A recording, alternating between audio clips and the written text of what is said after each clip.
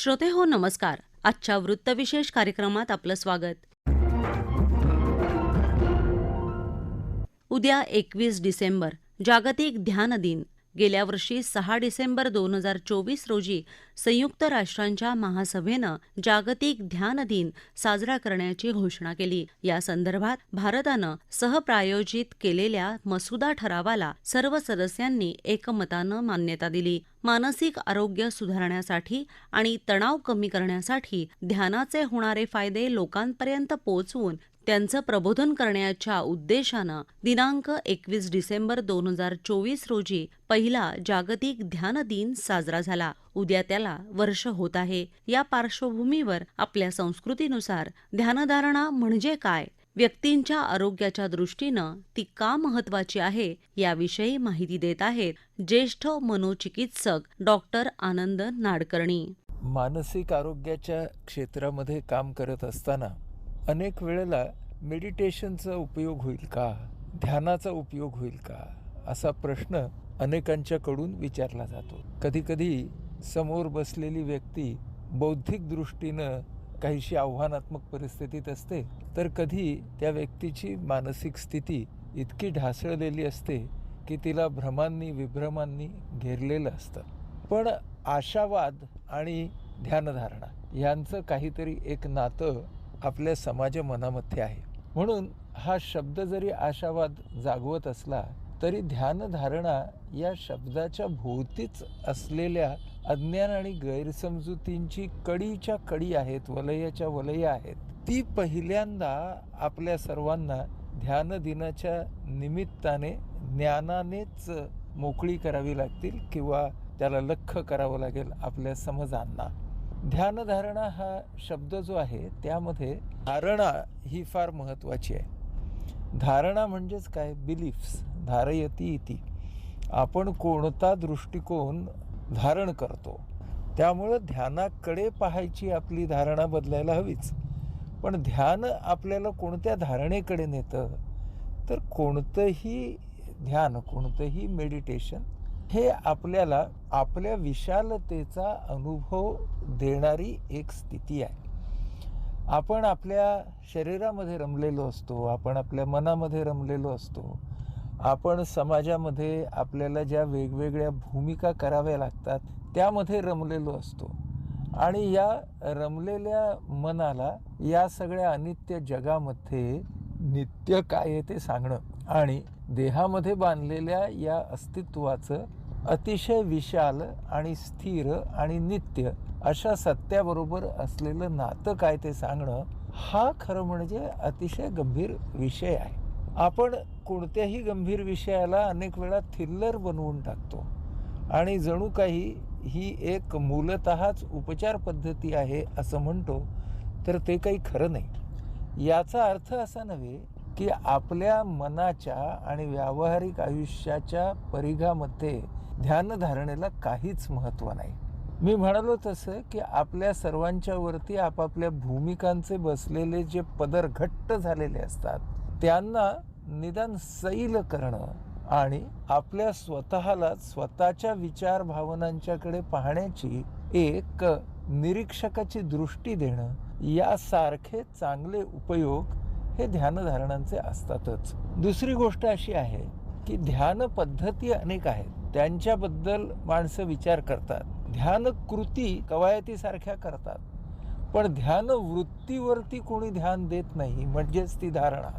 शेवटी वृत्ती बदल हा या ध्यानधारणेच्या मधला महत्त्वाचा भाग आहे. मग भेदाभेदांकडून अभेदाकडे नेणारी दृष्टी असेल, विषमतेकडून एकात्मतेकडे नेणारी वृत्ती असेल, वृत्ती बदल हा शेवटी ध्यानधारणेसाठी महत्त्वाचा आहे. मग तो मनाच्या परिघात असेल किंवा चित्त म्हणजे कॉन्शियसनेसच्या परिघामधला असेल.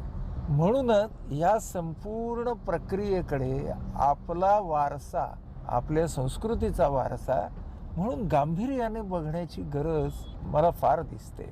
अद्वैत वेदांत आपल्याला एकात्मतेचं महत्त्व सांगतो, तर भगवान बुद्धांसारखे जे महानुभाव आहेत ते आपल्याला मनाकडे बघायलाच सांगतात.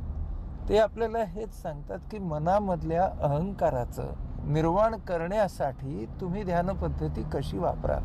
तुम्ही अहंकारामध्ये जोपर्यंत अडकलेला आहात तोपर्यंत तुमच्या निखळ अस्तित्वाचं भान तुम्हाला कधीच मिळणार नाही.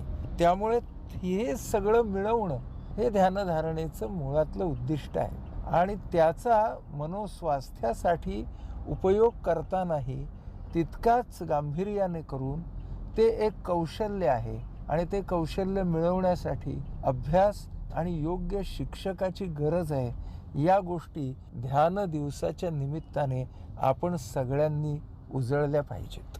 मानसिक आरोग्य हा एक मूलभूत मानवी हक्क आहे. संयुक्त राष्ट्रांमध्ये ध्यानाला विशेष स्थान आहे. 1952 मध्ये तत्कालीन महासचिव डॅट हॅमर्स जोल्ड यांच्या कार्यकाळात न्यूयॉर्कमधल्या संयुक्त राष्ट्र मुख्यालयात ध्यान कक्ष निर्माण झाला. मानसिक आरोग्य उत्तम राखण्यासाठी ध्यानाचं वैयक्तिक महत्त्व आहेच, पण अशा व्यक्ती सामुदायिक आणि सामाजिक आर्थिक विकासासाठी योगदान देण्यास अधिक सक्षम असतात. मुळात ध्यान म्हणजे काय हे अत्यंत सोप्या भाषेत समजून घेऊया. IIT आणि IIMचे उच्च शिक्षित तसंच कुंडलिनी ध्यानाचे अभ्यासक संतोष कारखानीस यांच्याकडून. माणसाचं मन हे एखाद्या जंगली हत्तीसारखं असतं. जंगली हत्ती खूप शक्तिमान असतो, खूप विध्वंस करू शकतो, पण हाच हत्ती एकदा माणसाला की त्याची शक्ती आपल्या उपयोगासाठी वापरता येते. आपल्याला आपले मन असेच माणसाचे आहे, आपल्या कह्यात आणायचे आहे आणि त्याच्यासाठीच ध्यान आहे. ध्यान करणे याचा अर्थच आपले सतत भरकटणारे मन एका ठिकाणी स्थिर करणे. हे मन एखाद्या माकडासारखं असतं. माकड एका फांदीवरून दुसऱ्या फांदीवर उड्या मारत असतं. तसेच एका गोष्टीचा विचार मनात येतो, काही मिनिटातच त्या विचारावरून मन एकदम दुसऱ्या विचारावर झेप घेतं आणि मग तिथून वेग आणखीन वेगळाच. हे सतत चालू असतं. हे चक्र डोक्यात सतत चालू असल्याने आपल्या मेंदूची बरीच क्षमता फुकट जात असते. कॉम्प्युटरमध्ये व्हायरस शिरतो तेव्हा तो कॉम्प्युटरच्या प्रोसेसिंग पॉवरचा बराचसा भाग खाऊन टाक. हे तसंच काहीसं आहे. खरे तर विचार करण्याची क्षमता हे आपल्याला मिळालेले वरदान आहे, पण त्याचा अत्यंतिक वापर झाल्याने आपण हे विचार बंद कसे करायचे याचा स्विच कुठे आहे हेच विसरून गेलो आहोत. एकदा या सतत भरकटणाऱ्या मनाला ताळ्यावर आणलं की आपला पुढचा प्रवास सोपा आहे. हा अनावश्यक विचार बंद करण्याचा स्विच मात्र आपल्याला शोधायचा आहे. मग या अस्थिर मनाला स्थिर कसं करायचं? आपल्या मेंदूत डिफॉल्ट मोड नेटवर्क नावाचा भाग सतत भूतकाळ आणि भविष्यकाळात आपल्याला खेचत ठेवतो. विचार थांबत नाहीत, मन भरकटतं, कार्यक्षमता कमी होते. ध्यान म्हणजे हे विचार पळवून लावणं नाही, तर वर्तमानात थांबण्याचं प्रशिक्षण आहे. ध्यानामुळे मेंदू अनावश्यक सिग्नलकडे दुर्लक्ष करायला शिकतो. विचार आपोआप शांत होतात, मन आपल्या ताब्यात येते आणि मेंदू अधिक प्रभावीपणे काम करतो. म्हणूनच ध्यान हे लक्झरी नाही, तर काळाची गरज आहे.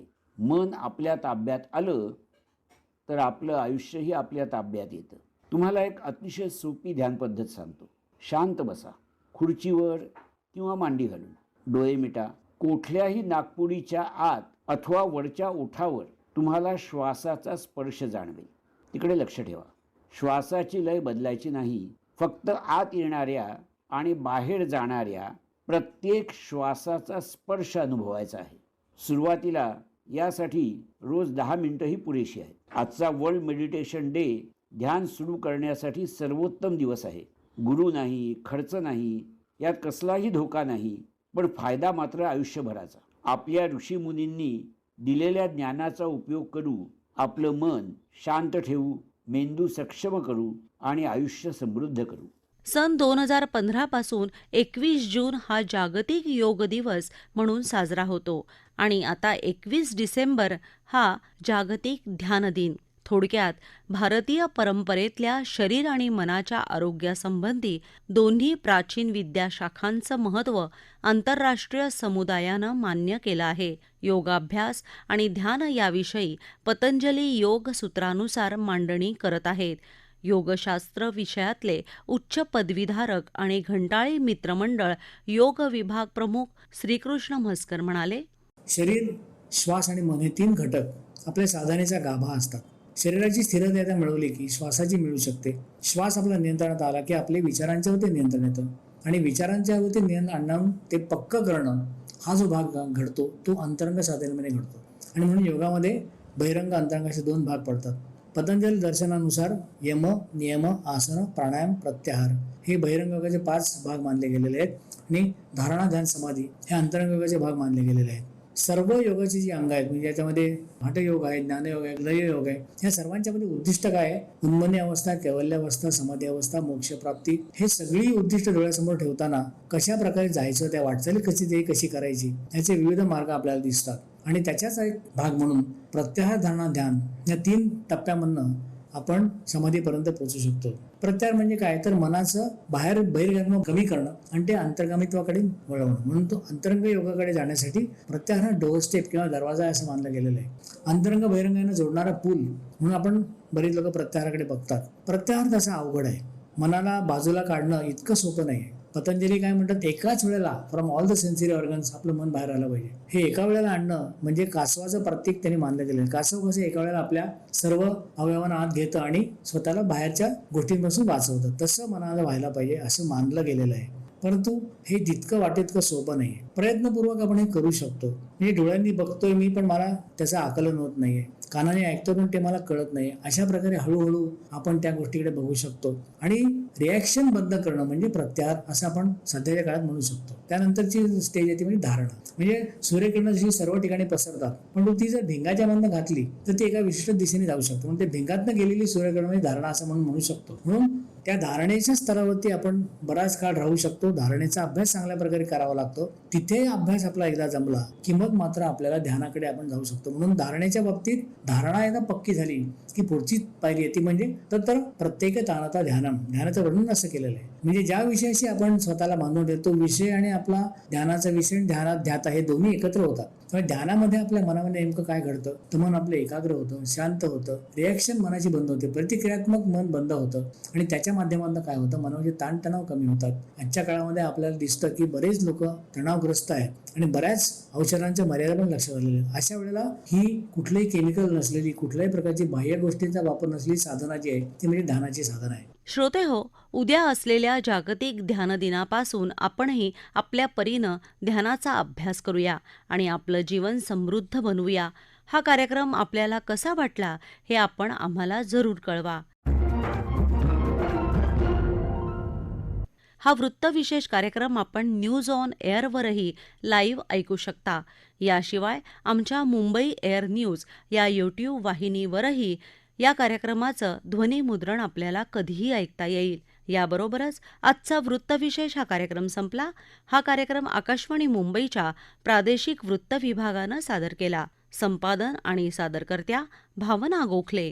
निर्मिती गुरुनाथ तेरवणकर. लेखन आणि समन्वय नरेंद्र बेडेकर आणि निवेदन श्रद्धा वझे.